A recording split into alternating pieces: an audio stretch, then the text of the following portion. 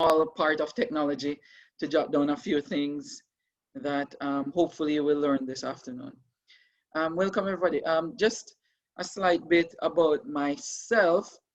And many of you know me as the chair for the Education Task Force in the Jamaica Diaspora Task Force Action Network, JDTAN.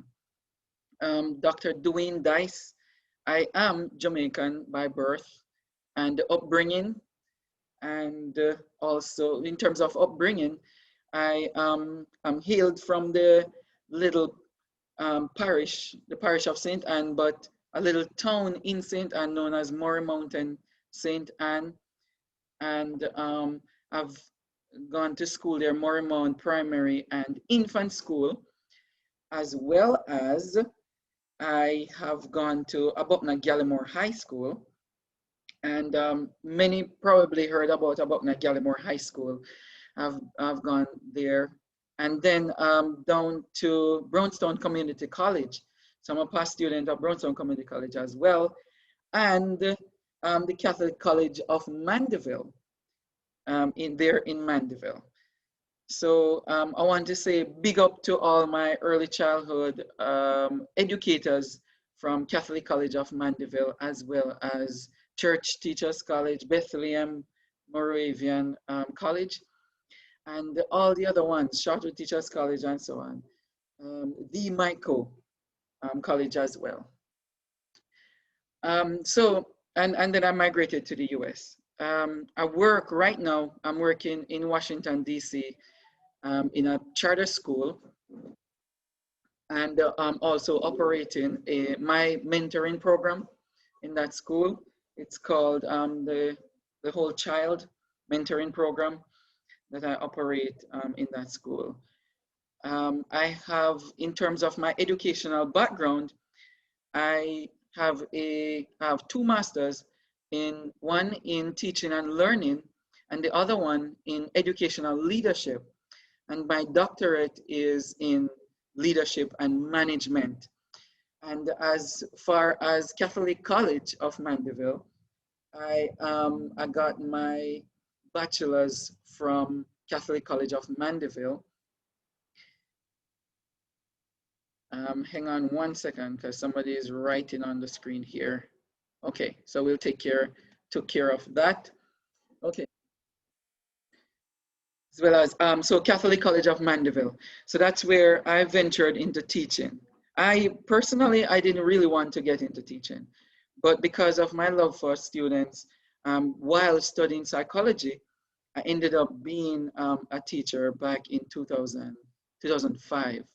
And that was the opening of the entire universe as it relates to education for me. So I love what I do. And as it relates to the Education Task Force, Jamaica Diaspora Education Task Force, we're doing a wonderful job in the task force giving back to Jamaica from in the US, as well as in Great Britain and in the Middle East, in Africa, in Asia, and in South America. We're doing a wonderful job. Hold on one second, because I have to, thought I disable this.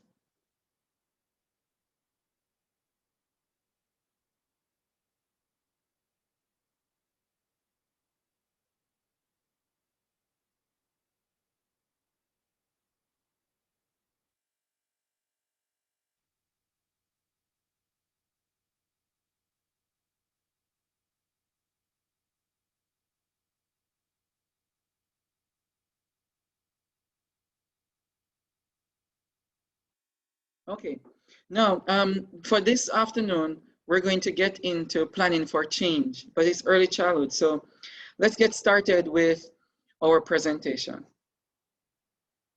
For the overview, you'll see we have Jamaica's commitment to early childhood education in Jamaica, student development stages, and some of the levels of development that we look at. Some of them, or majority of them, you already are familiar with them. We see if we strike some new knowledge there for everybody.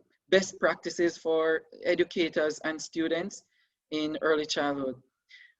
where we need to reach students. That's where the best practices come in, as well as student-centered approaches. The curriculum that we're working with right now, what students need from parents as well as teachers, pre-training teachers, the ones who haven't gone to higher education yet, getting a degree in education to come back and teach, as well as certification. And then technology.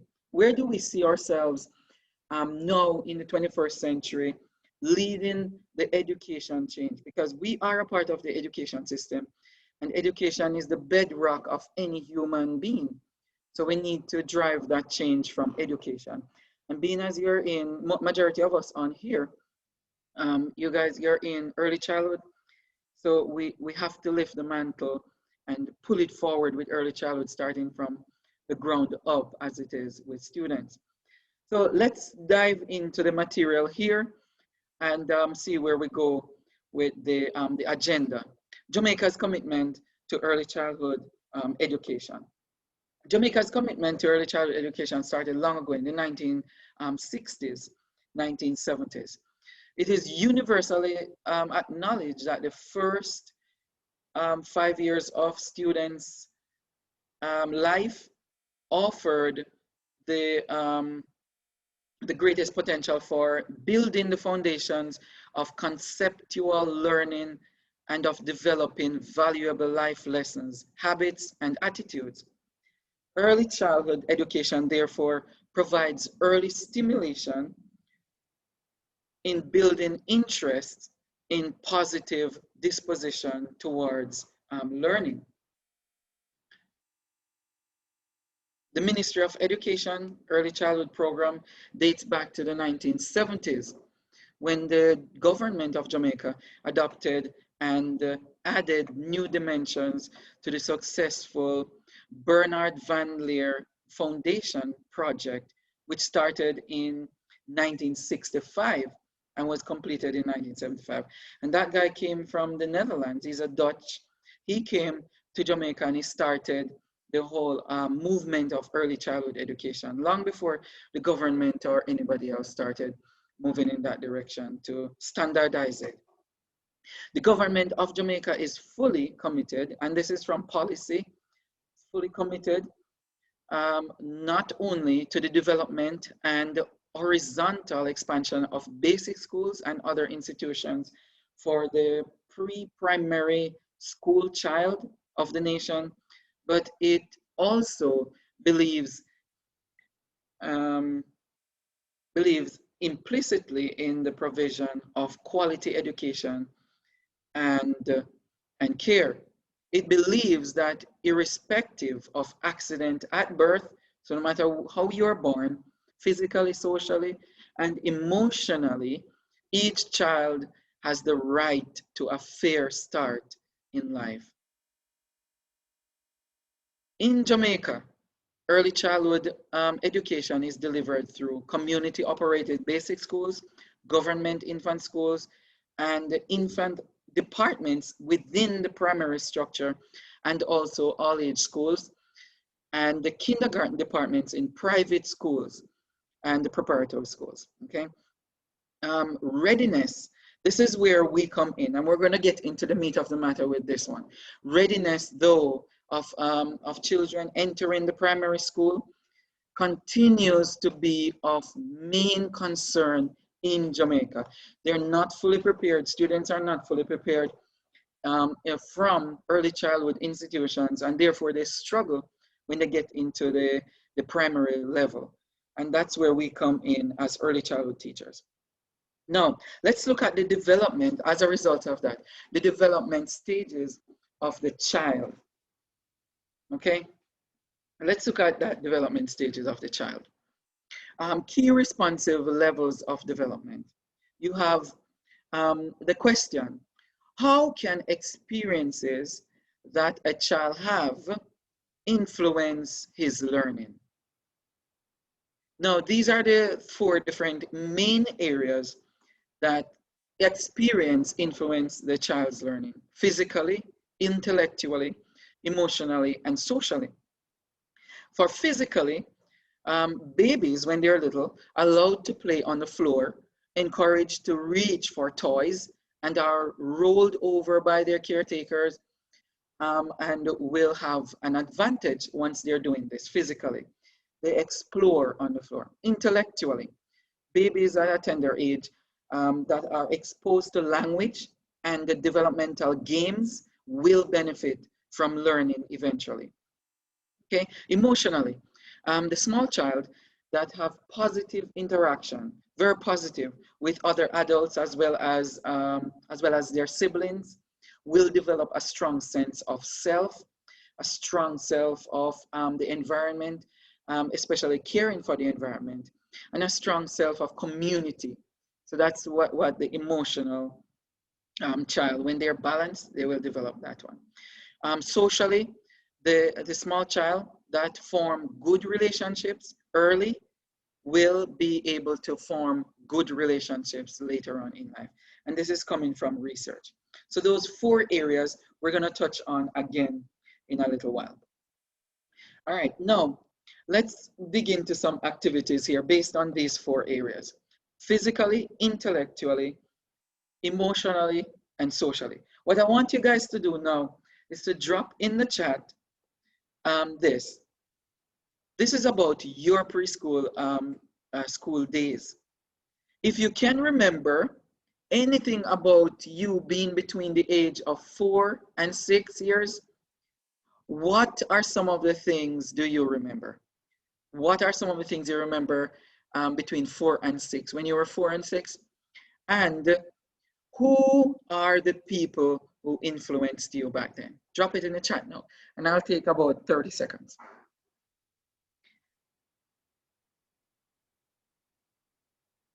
Being read Bible stories. See that one? Being hit by a car. That one is dangerous. What's your teacher's name? Reading poems. I used to read poems too. Especially, I remember one when I was very little.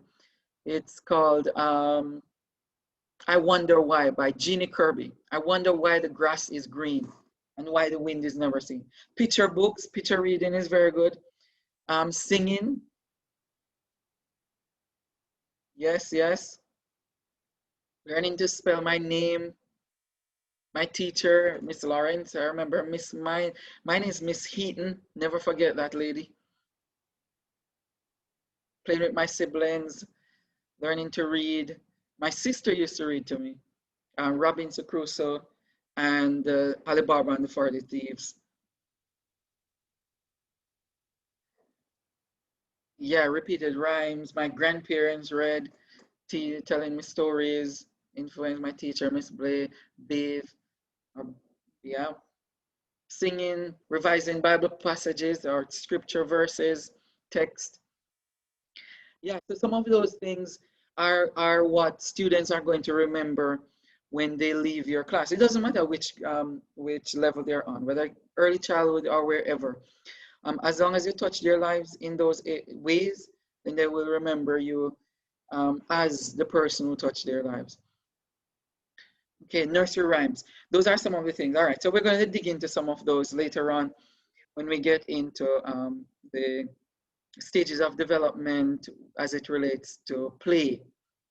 And we'll talk about incorporating those in the internet era as we are right now, going online, totally online. Saying my prayers. Okay. All right. Thank you very much, guys, for dropping in the chat. Okay.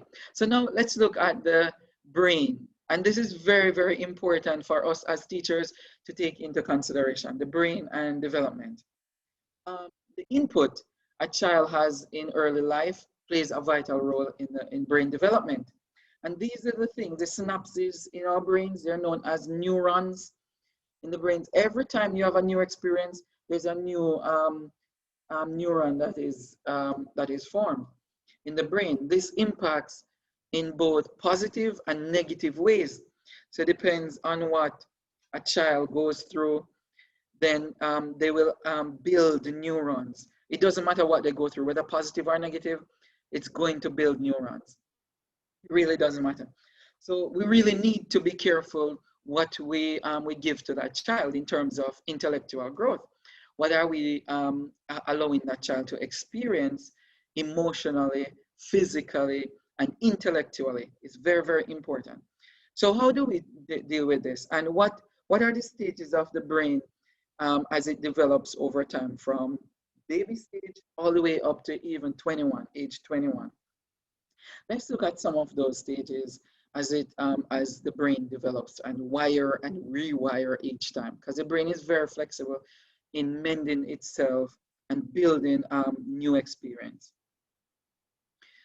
So from conception, the critical and sensitive periods of brain development, and you need to have this talk with your parents as well when you're having the conferences with parents, or any talk you have with parents, especially those who are about to have a child. Critical stages, 25 days, that's what the brain looks like. It looks like a worm being developed. 30 days into the pregnancy, it looks like the second one right here on the screen, the middle one. And then 40 days is starting to take form. After 50 days, this is what the brain looks like. So 50 days, just almost 2 months. And then 100 days, double, little over 3 months. It's starting to take form with the head of the child. Okay. Then after 5 months, it's starting to look like a child, the brain. And then after 6 months is the one on the right, looking almost like a human being's brain. And then 7 months, starting to look almost like a human brain, taking form again. And if you notice, there's no neurons you're seeing, but all that experience that a child is having in the womb, it's taken into consideration and building neurons as it develops in the womb. Then at 8 months, it's almost fully developed with the cerebral stem, what is known as a stem in the back there. And then 9 months, it looks like that. Now, if you look at the stages of the brain, we could go deeper into this, as very deep into it, but we're not going to spend time on it. Later on, we'll talk about the brain and how it works with learning and development as it relates to girls and boys. So we're going to have a JAMINAR on that later on. But if you look at the skull, even the skull changes quite, not a whole lot from 6 months. If you look at 6 months, the only thing that is different is the size, but the shape of it stays the same all the way up to even 21 months, 21, even 21 years. The majority of the growth of the brain occurs between 6 months of pregnancy and 21 months.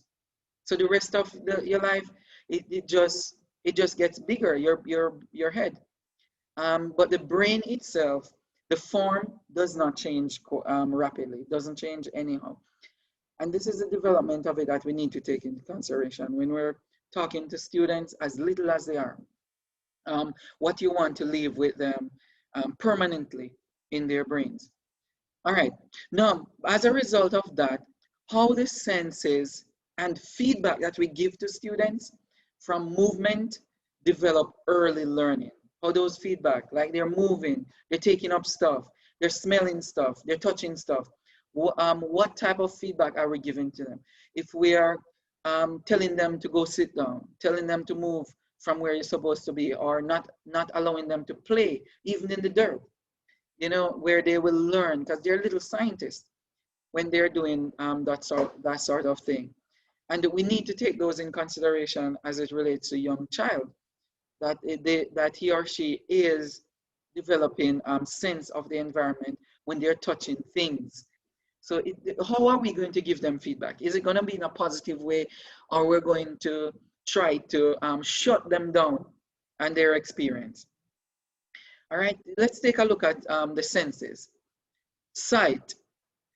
They need colorful books, naming objects, and pointing to them at this point in early childhood. Hearing. A baby will understand a great deal before he or she speaks. So we need to be able to read to them, even at home. And remember, teachers, Whatever we're going through here, it has to be communicated to the parents. You have to communicate these things to parents. You cannot leave it up to you alone to get education to early childhood students. You really need to give these strategies to parents. Taste and smell. The child may have to taste up to 15 times before he or she accepts a new flavor. So up to 15 times you have to give them, like you're introducing them to fruits and vegetables. You have to let them taste it over and over, and you can't get frustrated, even at school. Or if you're having them doing anything at all with experiments in science, if you're exposing them to the curriculum and you're wondering, why are they not interested? Why are they blowing it off? You know, you have to do it over and over. They usually say that at this stage, repetition is the spice. Repetition is the spice. So you have to do it over and over, and you cannot get frustrated. You really cannot get frustrated or take it personal that the child is not learning or they're bad. They're bad. Can't do that. You have to do it over and over and take deep breaths. All right, touch. It is important to teach the concept of hot and cold to protect the child from injury. And this starts in the home and it goes into the school. And then movement. Music is an important part, and you know this already. I'm preaching to the choir here. To develop intellectual skills. So you have to teach them songs, rhymes, as some of us mentioned in the chat, rhyming words and poems that are rhyming and so on. Dub poem that you can teach them to put their intellectual instruction in dub poem sort of way and songs. Okay, so that's the senses. So they develop a firm basis for the senses as they go through early childhood. I remember we're talking about from birth until 5-year-old.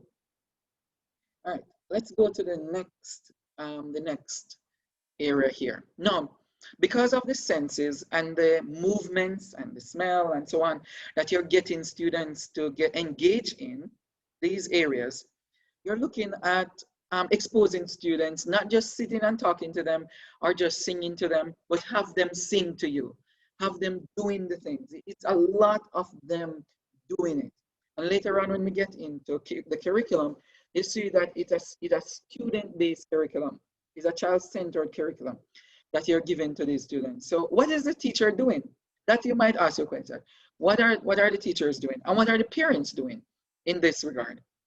Let's look at some of the activities in early childhood, best practices. So we're finished with the developmental stages, which is the senses that they need to develop in order to make sense of their environment and themselves.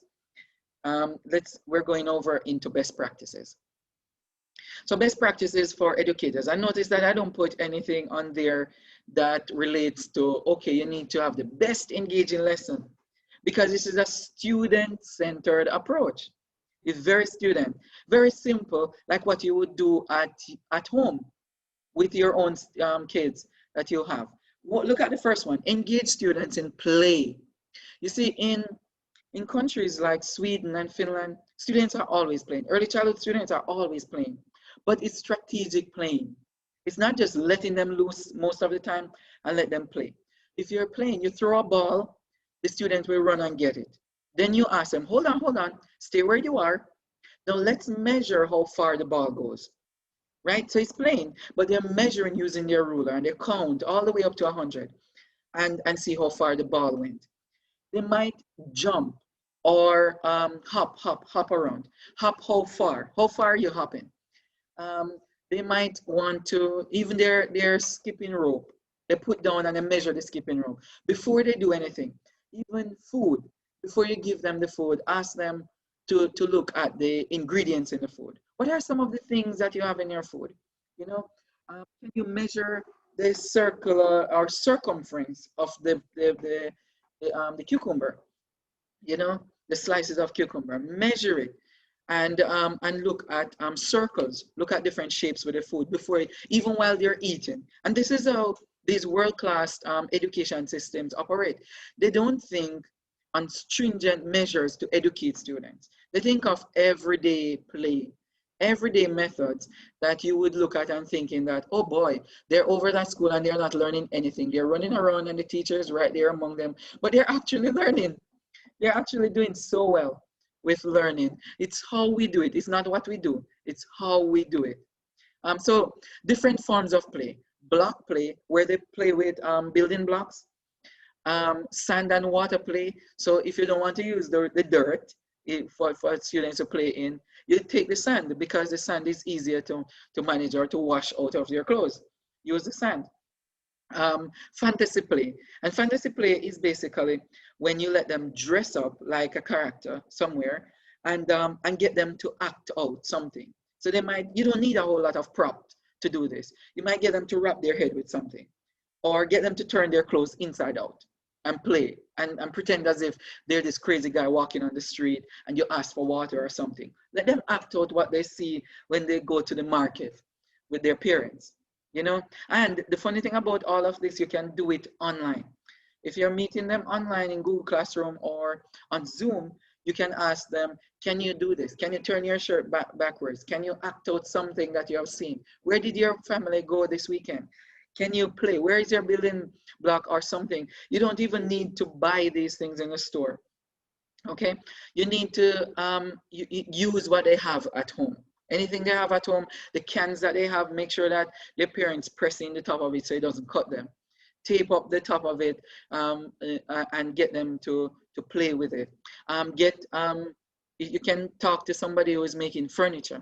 Get the pieces of wood that they cut off. Ask some of them to use their saws to cut these things into little cubes for you. They will do it because they used to do that for me when I was working in Jamaica, in Mandeville. I just walk over to the people who are making furniture, get sawdust to play with students, and then tell them, the people who are cutting furniture, hey, I need some of this. Can you do this for me? Can you do it for my students? You know, go in a store and ask them for the cartridge papers that are ruffled up already, not good. You can use that to make things. Paper mache, you can wet those and make volcanoes with them. You know, get the unused newspaper and tell parents to get them and make things on screen with these students and get them to buy the cheap soda, not to drink soda because soda is so unhealthy. Get them to use it for experiments. Pour it in there and get something like vinegar that is a little bit cheap to do experiments online. Get them, you know, fantasy stuff. Imagine that they're in this forest, even online, and they can walk away from the camera. So those are fantasy plays, as well as some form of experiments that you can do with them on there. You know, and somebody put in the chat old bottled water too, or old water bottles to use in as musical instruments. Yeah, musical session. That's very good. I used to play with the bully beef can. You know, knock it as a cowbell. Let them do those things and create some songs online with them. Very, very productive ways and non-expensive ways or inexpensive ways of reaching our students. All right, categories of play, children play. You have mediated play, where they sit and they play. They're not moving. They just use what they have right there. They can meditate. They can have different students sitting right next to them and talk about things that they're feeling, they're seeing. This is very good to build socio-emotional learning. That's very good. Mediated play. Guided play is what we're very familiar with, where the students are it's very strict, telling them what to do and how to do it, and they do it. So that's guided play. Free play is when they run around with no boundaries. They just run around, play all they want, do whatever they want to do. No, there's no consequences or anything. It's free. Cooperative play is very good for students, especially when you have 2 or 3. And I'm going to talk to you about when we go to the technology section. We talk about the cooperative play where you can do games online games. But in person, cooperative play is where they form teams and they can play together. 2 or 3 of them can form teams and go up play against other students. Parallel play. Parallel play is when you have students in your room, in your classroom, and they are playing, and nobody's playing with each other. Everybody's playing with their toys at the same time. And they can do whatever they want to do with the toy. You can incorporate educational strategies with them, but they're playing by themselves all at the same time, but individually, all at the same time. That is known as parallel play. Solidarity play, solitary play. Solitary play is when they play all by themselves, and nobody interferes with them. And I see this in my little daughter when she was in kindergarten and first grade. But in kindergarten, she used to just go off, take her toys, and just pretend as if both of them are two superheroes or dolls, and they talk to each other. And she's just right there by herself, just playing with her dolls, sometimes very quiet, not not disturbing anybody, and we just leave her, let her play by herself. It's solitary play, and it's very quiet. Now the next part on the right is play groups, and these are the things that you need to allow your parents, the students' parents, to become a part of at home. Cooking is a big deal when it comes on to education, because it has a lot of measurements in there. Measuring quantities of things, ingredients, math comes into play. You know this. Language arts come into play where they describe, and also social studies, where they talk about different, where the food comes from. You know, different areas of our country where the food comes from, or other countries. They talk about even where the can is being made, the aluminum can that manufacture that. If you dig food out of your produce in the garden or on the farm, you can talk about the farm animals that bring it to your house. Talk about many different things with cooking. And then when once the food is cooked, you know exactly what you can talk about. How it moved from one area to another in terms of science, with chemical change, with the food, physical change, where you cut it all up to pieces, and so on and so forth. So a lot of things can come out of cooking. You're looking at a whole plethora of learning. So you talk to your parents about these things with cooking. Another thing is finger painting. You can do math, science, social studies, language arts from finger painting. And you can do it on screen with them, because they have these apps that you can actually paint with on screen. Online, you can do that. So finger painting is very good to teach the width, measuring the width of the paint, the length of it.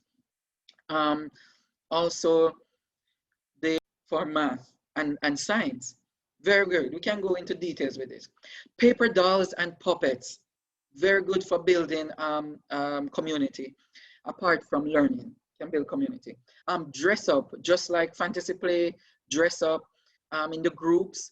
Bug hunt. This is a big one for people who are living in and cannot engage with others out there. They can do this with their families. To go bug hunting, find crickets, find grasshoppers, find ants, find any form of bug or insects, and then describe it, take a picture of it, go back, Google on their phone to find out what bug is it, and the scientific name that they give to it. You do that for science. You can give them homework for this as teachers, to do with their families. This is a big one for parents as well. Create a kiddies garden. Get parents to create this. You can do it in a pot. You can do it in tires, cut off the tires and do it, pour dirt in there and do it. And then of course, take a walk. You take a walk, a nature walk. Just simply, just go find a leaf, describe the patterns in the leaf, and so on and so forth. Numerous things. You can go out and even go people watching, basically, or go out and count the number of cars that are red, number of trees that you see with so many different leaves on it, and so on and so forth. You have quite a bit on that. Okay, student-centered approaches that we need to bring back into the classroom and involve families. That's what we need to do. All right, now let's look at the curriculum as it is in our books, the curriculum guides, our frameworks. Now, from the Ministry of Education, a long time ago in 2009, these are the feedback that they got from there's a group, the Caribbean educators, the curriculum framework, and these are the the areas for the framework: wellness, communication, valuing culture, intellectual engagement, respect for self, others, and the environment, and resilience. These are the areas that students need to develop by the time they finish early childhood. You need to take very close attention to these. And also, when we get to pre-trained teachers, we'll talk about how we'll incorporate them in this. But let's look at wellness really quickly. Just don't want the time to go by and we don't get to the end.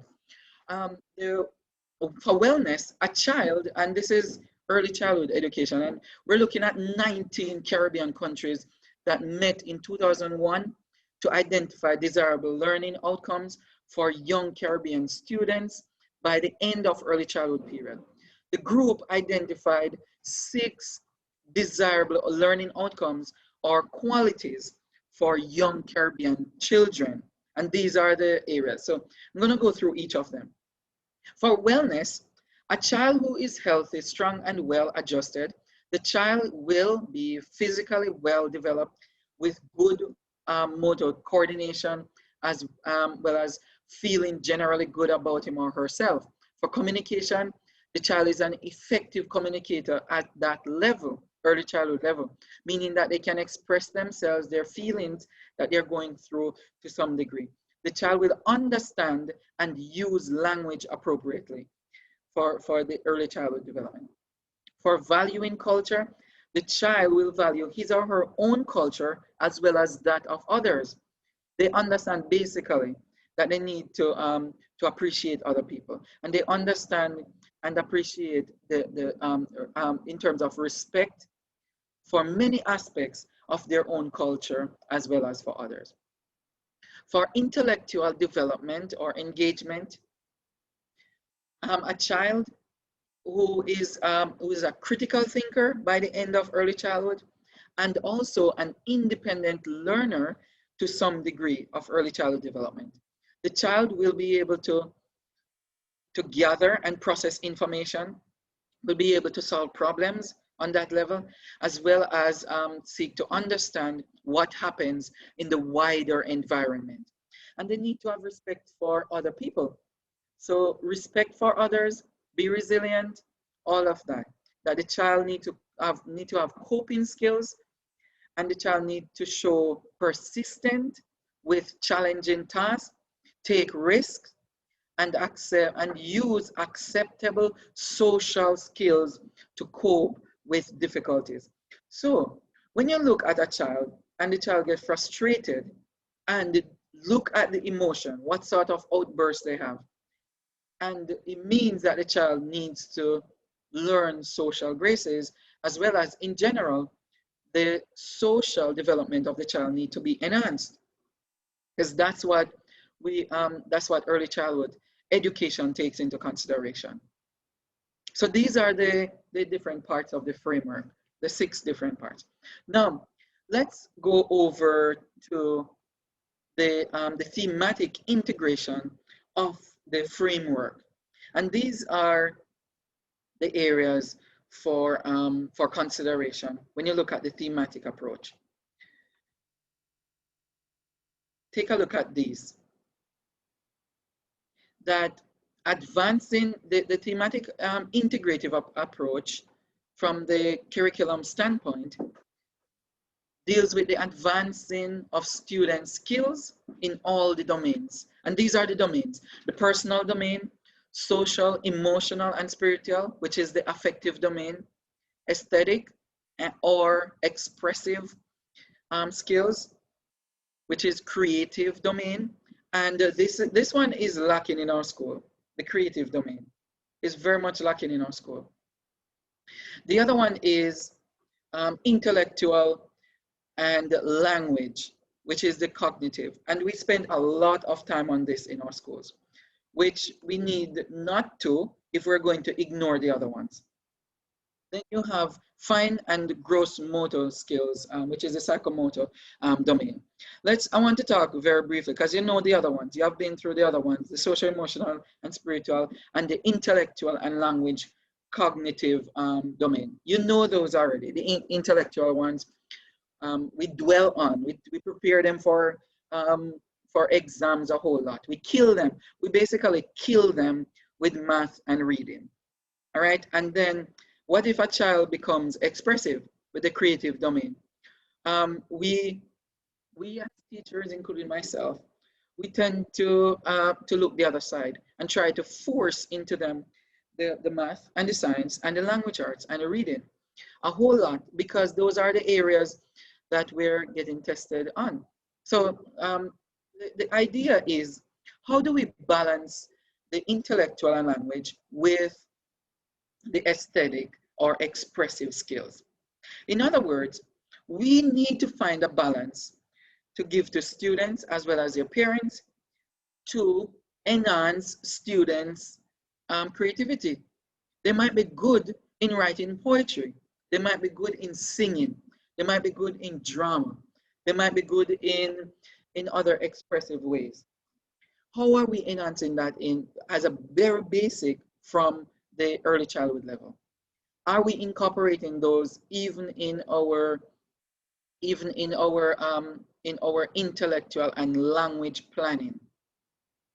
Are we doing that for our early childhood friends, our students? So we need to find a way to push, not just to teach them a song because they have to learn math from the song, but also just to express themselves as human beings, express themselves as another citizen among the other people among within the structure that we create for them. So we need not to limit their abilities. We need to look at ourselves and say, if we say that the sky is the limit, then the sky is the limit for everybody on every education level. And don't just have it in talks, but put it in action for our students. I remember when I was little, I was drawing. And I remember the teacher, I was drawing from I was 3, 4, 5. I remember one teacher when I was 5 and even 6th grade, in 1st grade, she came over to my desk and crushed my paper, crushed the paper with the helicopter on it. And I said, no, don't do that. And she just slapped me, hit me on my shoulder and said that this is what I'm over here doing, instead of paying attention. And the thing is, this is a part of education. Artistic skills is a part of our education. We don't just get them out of thin air by going to school. We get them from our own natural ability as human beings. And then we enhance them with educational opportunities in school. So, and I'm saying that we enhance them with the tendency to create space in school for these students. But are we doing that really? Are we just saying, oh, in this school we learn math and science and reading, but when you go off to special school or the preparatory school, they have space for that, when we're supposed to create that space in our own school system? That is the problem that we're having in general with our education system. That is in general, okay? All right, so we need to enhance these areas, not just the intellectual and the language area. I want to touch also on a different level, and this is what I came across a couple of years ago when I started digging into English language, and how do we enhance English language if our students are failing to grasp English language at the primary level.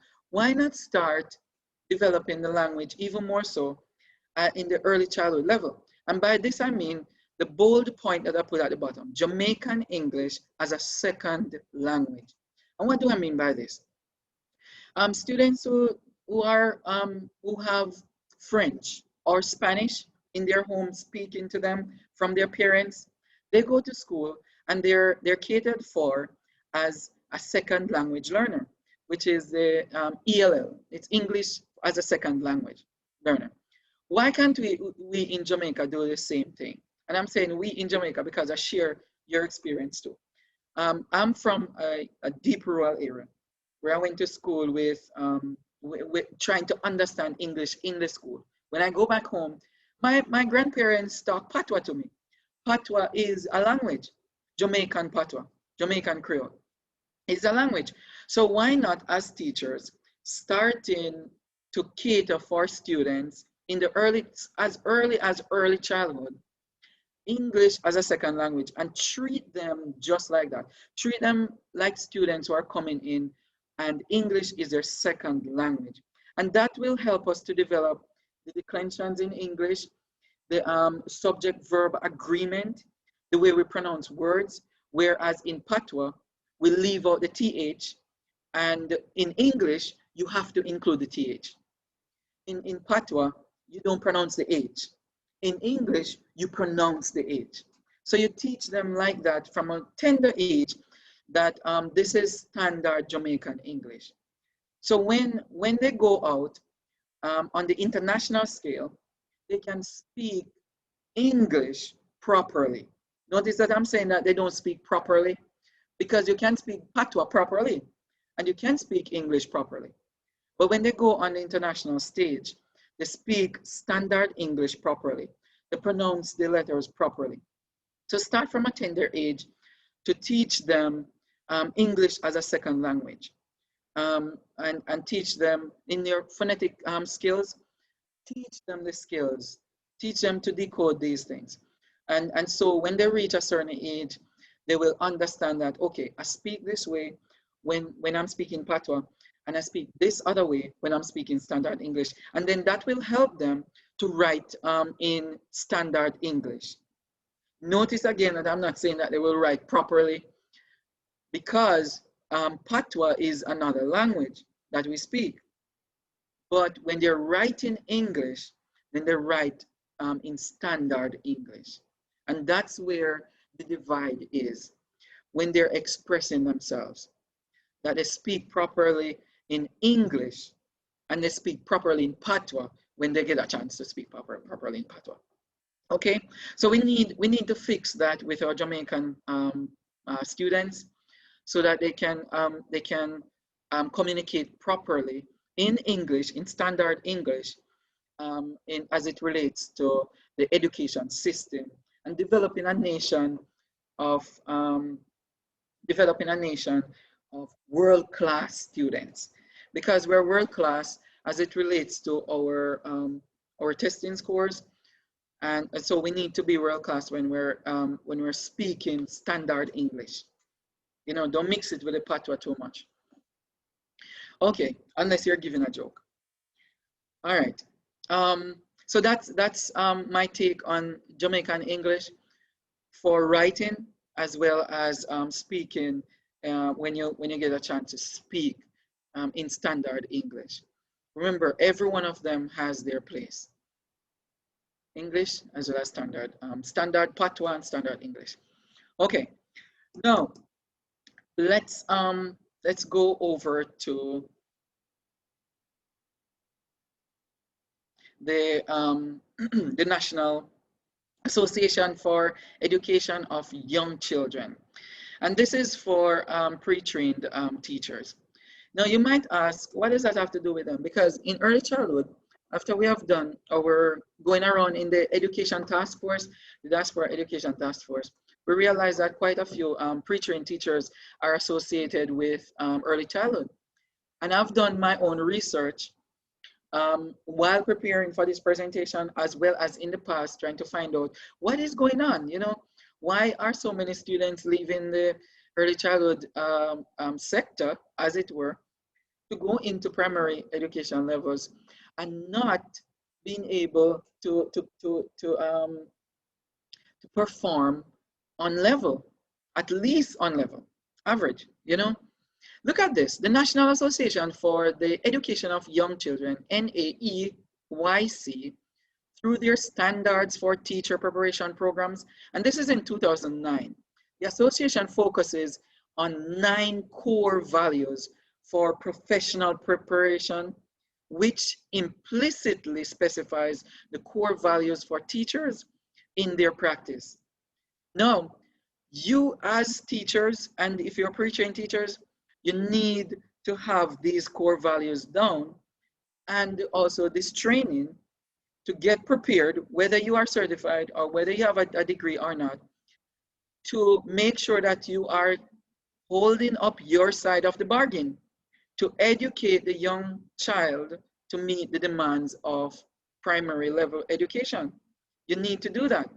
And the principals in early childhood need to offer professional development for these pre-trained teachers and others too, so that they are totally accountable for the education of these students. They need to.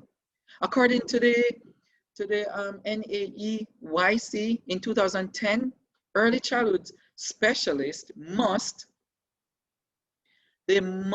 be knowledgeable in the use of developmentally appropriate practices in the classroom.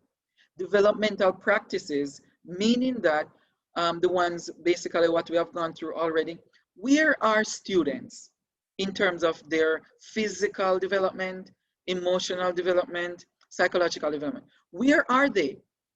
They need to know where they are, and they need to get the practices down so that they can treat them in the manner. The next one, number 2, be aware of the importance of the physical, social, and emotional environment in promoting learning. In other words, they need to understand an environment that is conducive to learning. Basic. And you can take it from common sense. Where were they when they were learning? You know, is it a print-rich environment? Do they have letters around? Do they have phonetic awareness skills that they need to build within students? You know, where were they? And then put those into practice. And the teacher who is trained need to help with this. Number 3, develop strategies to facilitate students' acquisition of basic mathematical concepts. Very basic. 1 + 1 = 2. What is 1? A can plus another can equals 2 cans. You know, 3 cans minus 1 of the can. How many do you have left? Very basic concepts of mathematics. You know, very basic. And of course, the curriculum will give you some more examples. Number 4, utilize a cadre of strategies that support students' acquisition of literacy skills. Now, this has to do with the strategies that you learn in Teachers College, as well as the ones that you pick up from while you are refining your skill as a teacher, and you can share with others. You can go online and find strategies such as incorporating read alouds. Those are very good literacy strategies. Read aloud, chorus reading, individual reading for students. Develop this sort of what they call it, breaking words into syllables in order to pronounce it, decoding skills, those ones. And then when it comes on to comprehension, you're looking at context clues. Even the fact that they learn to spell words, those strategies, spelling. Okay, the other 5 includes develop a repertoire of skills to assess students, which means that you don't just stick to the paper and pencil tests. You can do oral testing as well. Ask the students what did they learn. You're looking at formative assessments every day, between any lesson. Every time you switch activity, you ask them what they learned. What did you learn, student? Let me hear from you. Let me hear from you. Before you move on, do a little slip on a paper.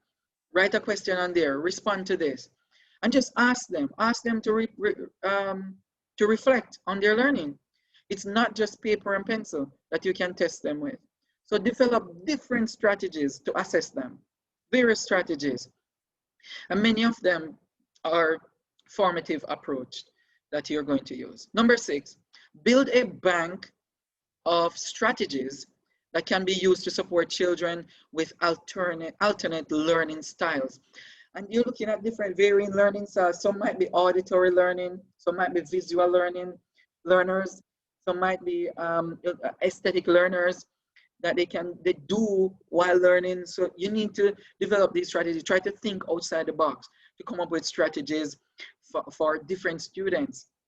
We're going to look at that in a tiny bit of time. Embrace cultural diversity in your classroom. You might say, oh, I'm from Jamaica, everybody is the same. Everybody is not the same. Different families, different home environments have different expectations, different culture, different values, different styles. So you cannot treat everybody the same. We're very diverse. So you need to find out who they really are before you actually teach them. There's a saying that goes, if you don't know me, you cannot teach me. So you have to know your students. And number 8, understand trends and issues in the field. So you have to be a lifelong learner. You cannot stay stagnant in the classroom. You have to be learning all the time. We're doing research every minute of the day in order to sharpen your skills. Education is not stagnant. Education is not stagnant. You need to be able to grow. And the next one is have comprehensive knowledge of the early childhood curriculum. You need to know the curriculum. You cannot teach what you do not know. You really need to know the curriculum. There's no hard or soft way around that. All right, the next part is technology. How technology involved in all of this. Where are we going from here? How did we get here, and where are we going? How do we navigate the waters of this time? Okay. When we look at devices, we have quite a few devices. You might have a cell phone, smartphone, that is, tablet, or so on. How are we using these devices? Because they are capable of doing quite a lot of things, but it's how we are using them to teach students. And some of the things that we are looking at is some different ways to incorporate these devices in our education. And that's why we have, in this time where COVID-19 pushed us to the brink of change, even though we don't want to change, this caused us to move away from just in-person or brick and mortar, as they refer to it, the brick and mortar style of teaching, to a more fluid way of teaching and a more fluid way of learning. So learning a strategy might take a longer period of time as well as a shorter period of time, depending on the temperament of the student and the teacher. How fast do you want to learn this thing? So learners are going to be all over the place. In the next couple of years, learners are you're gonna not have a classroom with the same people in front of you teaching. They're not gonna be on the same level anymore, because their family, as soon as they go home, they're gonna ask, what did you learn? And they're gonna push them even more. And some of them are gonna go home, the opposite of that, and they're gonna not care, not because they don't care about education, but because they don't have time, and because the systems are not in place for them. So you're going to find out that you're going to have to spend more time as teachers with these early childhood students to get them to a level that is average, at least to the average level. So how much time are we spending with these students with lack of technology, with not having a device? How long are we spending with them? And how long are we spending with the students who actually have devices and actually been on them? You have to determine how long you can give to these students. You know, the other part is think education. When you think of technology and being forced into this, think education. Don't think of barriers. Don't think of, oh, I can't do this. My hands and my feet are tied. Oh, I'm falling down on my face. I'm gonna drown into this sea of technology. You're not drowning. You're not gonna die anytime soon. Think education. Think of yourself as a lifelong learner. Now, when I say think education, I mean that this is education. Everything that we do, the way we walk, the way we talk, it is education. You went to college to become a teacher. You endured however long it is. You educate yourself. That is not the end of it. When you come out, you realize that it is still hard to plan lessons, to move ahead, and so on. You realize that you are forced, if you're not, forced to become a lifelong learner because of the role that you play in society. So you have to learn to integrate forms of technology. Try your phone. Come up with an hour or 2 hours per evening to spend with your device, to learn how this thing works. Integrate it in your life. When you used to write down things on paper, put it on your phone. Learn to type in these things on your phone. Put things on your calendar. Okay? Put things in your email. Send an email to yourself. Do these things so that it becomes a part of you. In my line of work, everything I do is on my smartphone. Every meeting I have is on my calendar. Everything I do is in that phone or on my device. And I pair Google with everything so that if I lose one, I have the other one. Okay? So we need to integrate these things so that we are not being left behind. Integrated because our students are integrating them. And another thing is the innovation. Become an innovator within the line of education.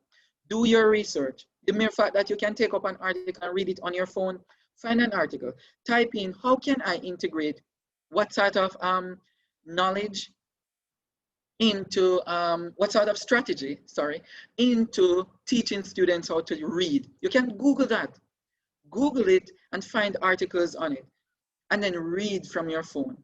You know, don't say you can't do it, or you just get some credit to put on your phone to check who is on Facebook, who is posting on Facebook. Okay. All right. Now, and the apps. So finally, the apps. Early childhood apps. Some of these apps include, and I didn't put them on here.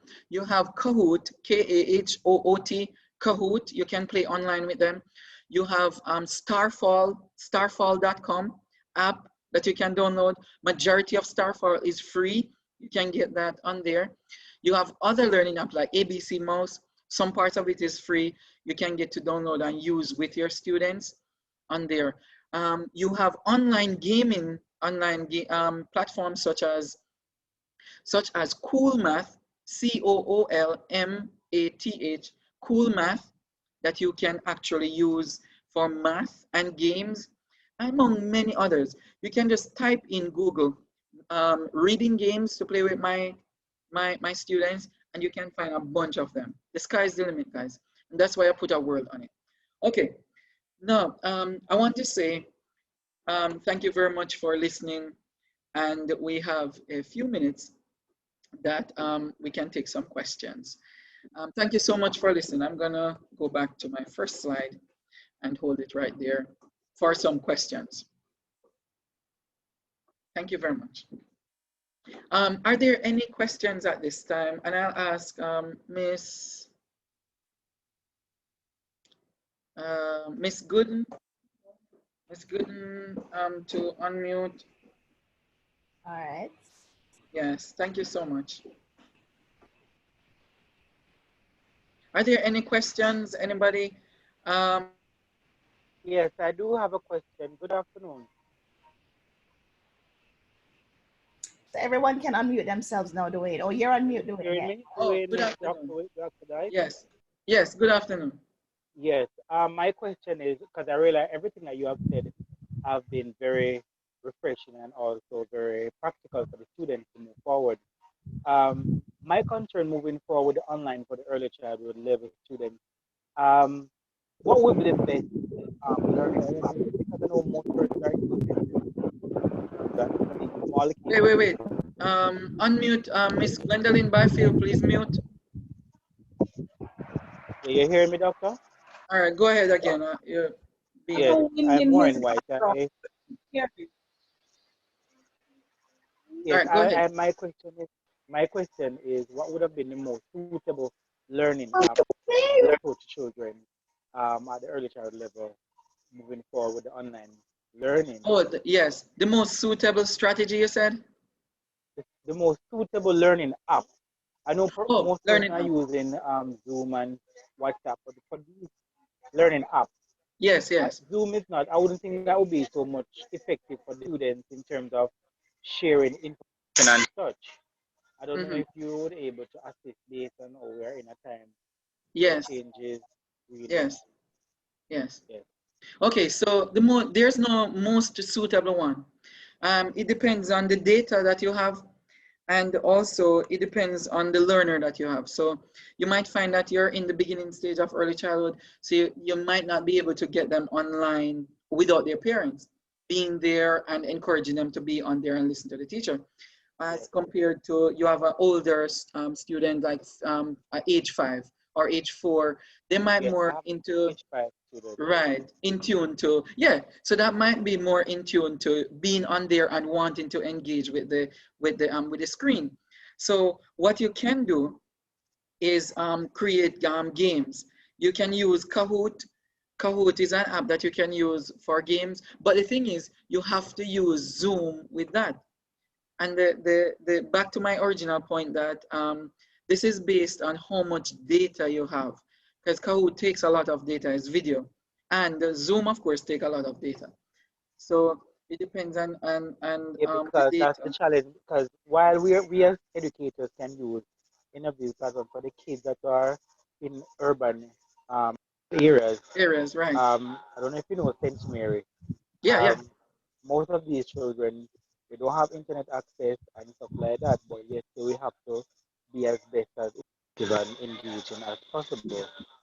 yes, Because while I can have the, access to these things and my data, most of them they don't really have that strong internet connection to interact the question. But I totally understand what you're saying. yeah. No, what you can do with the lack of data, what you can do is give the parents the link to like Cool Math. Cool Math is an online platform that you can use to teach math. So you can give them, so they have multiplication on there, they have simple additions on there. Another one that you can use is Starfall. Starfall.com is an app that you can ask them to download, and they can just be on there. What's this? Cool And math and star. Cool Did Math you is a say star website. what? Starfall. Yeah, but you said Starfall.com. star. Yeah. Okay, star four. Starfall.com. Okay. Okay. Yes. Yeah. All right. Cool. Good Mr. Jai. afternoon. Yes. Yeah, Miss McLean Ingram. All right, thank you very much for the information shared. Mhm. I have a question though. It's a concern and a question. Okay. As it relates to those children who are just starting school, like those 2 and 3 year olds, you mentioned that knowing the child cultural background and emotionally that is important because you can literally say teach a child and really don't know about them, right? Right. um I am wondering how is it that we're going to, these teachers, they have never met some of these students, some of them didn't get Yes. the chance to meet them in Good. Good. person. Mm-hmm. And it's to be honest, it is different meeting somebody online Mm-hmm. than in person. Is there any strategy Yes. or idea you can give to me Yes. that I can share with my teacher who will be just Yes. meeting these 3 year olds? Oh yes, definitely.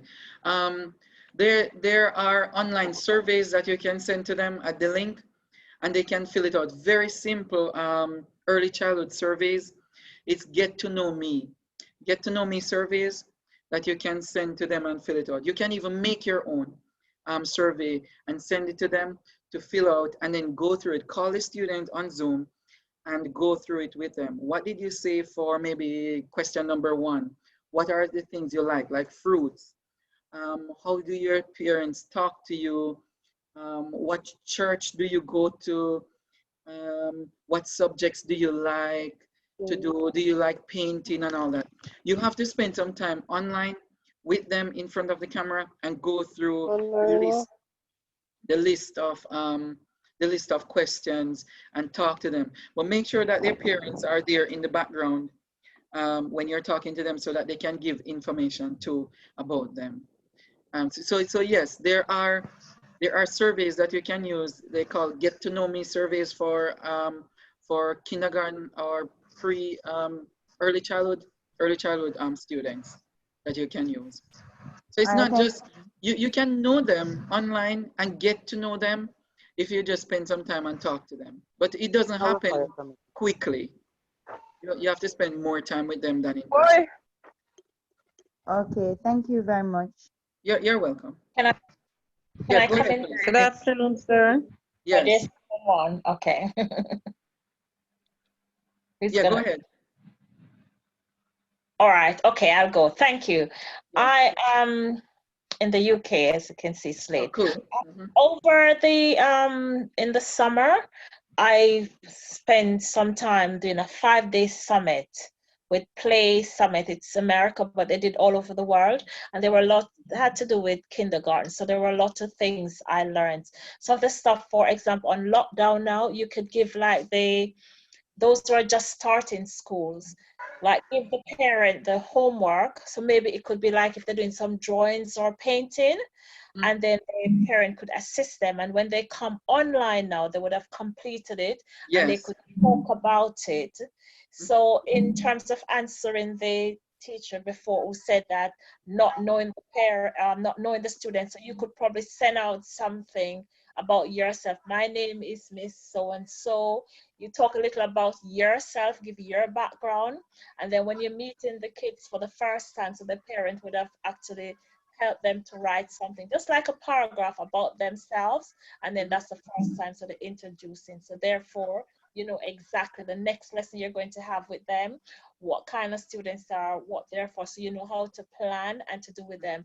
And for those who live in the rural areas, because of lack of not having data and stuff like that, so let the parents support them, help them, and then when they come on now, at least you know they will have some of the work ready. So if you like do your planning like weeks ahead, so you know exactly what you're going to teach, inform the parents, give them copies if possible, so they can assist you to make life much easier. Yes, very good. Yes, that's very, very good. And that can be Miss- on any level. That strategy can be on any level. Good afternoon, sir. Good afternoon. Afternoon, Mr. Yes, sir. Shelley and Rowe here. Yes. For the gentleman who spoke about the use of Zoom, Yes. just an idea here. We had online orientation and we used Zoom and Google Meet. Now, Okay. the key thing is to make it very interactive. So we have to remember that to kind of catch these students' attention, what we did, we asked the parents to sit with them.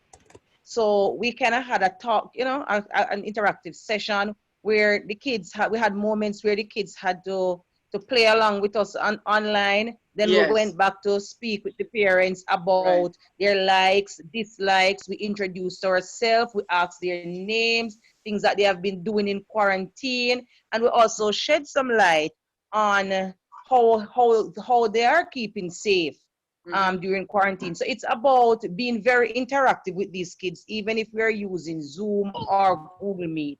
We can't just think that, oh, they're going to sit still. We will. I don't think we're going to get it that way. So in meeting these students at first, we have to try to meet with the parents as well. Meet the kids and parents together and have sessions where we get them involved. Then we go back to the parents and talk about the likes, the dislikes, what are things that they like to do. Do they enjoy crayoning, painting, stuff like that. So it's just about trying our best to make it very interactive. Very good. Yes, very good. All right, we'll take one more. Good evening. Yes, good evening. Good evening. Go ahead, please. My concern is that these children, these 3-year-olds, the early childhood sectors, most of these kids' parents do work, right? Yes. And they do work. And in times like these, we have to be careful in persons who we might leave, family or friends, as it relates to supervision of the child. Now, that is my deepest concern, because children can't learn sitting down. It needs to be interactive. But the parents who are going to work, how do we facilitate those children when we know that the supervision is not going to be there as if the parent, because let us face it, we have some parents who have cognitive challenges, and it is going to be very difficult for them to assist or supervise that child. How do we get to them, since face-to-face is not anytime soon? How do we get to those parents and those children, because we don't want to leave anyone behind? Now, some of those students, we're going to have to put on our mask, and we're going to have to go over to them, talk to them from a distance, hand them paper to get their works done. We're going to have to reach them that way. We're going to have to, if the phones are not working, we're going to have to stand that, exercising social distance, you're going to have to go close to the house. That's the whole challenge that the teacher has Good now. afternoon. Yes. So that's what we're really going to have to do. We're going to have to go to the Sir Dwayne, I need to ask yeah. a question. I teach special needs children. Who is this, please? This is Mrs. Page. Oh, hi, Miss Page. How are you, sir? I teach at the Future Generations Basic School, where we have normal children and special needs children from the ages of 2 go up to about 12. But the early childhood section goes to 5 years old, and we have those children also. The greatest challenge is now parents normally have a lot of challenge in getting these children settled. Most of them can hardly hold things in their hands. And I have a great challenge now.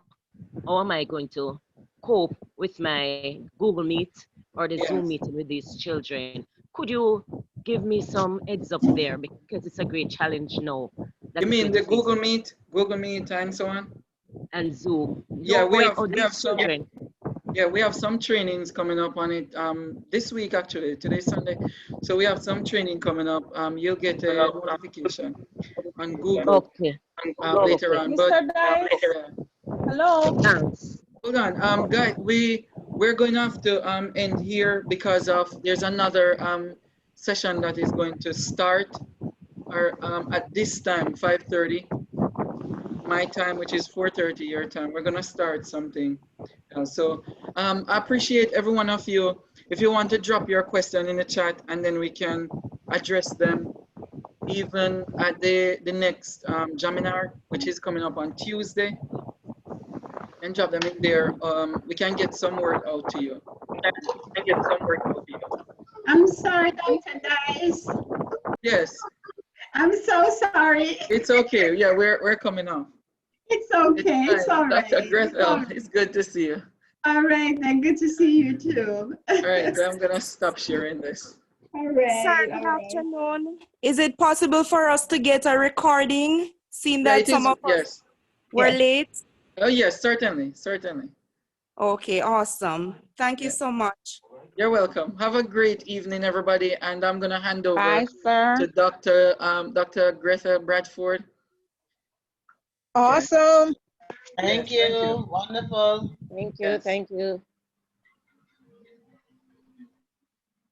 Thank you, Dr. Dice. You're most welcome.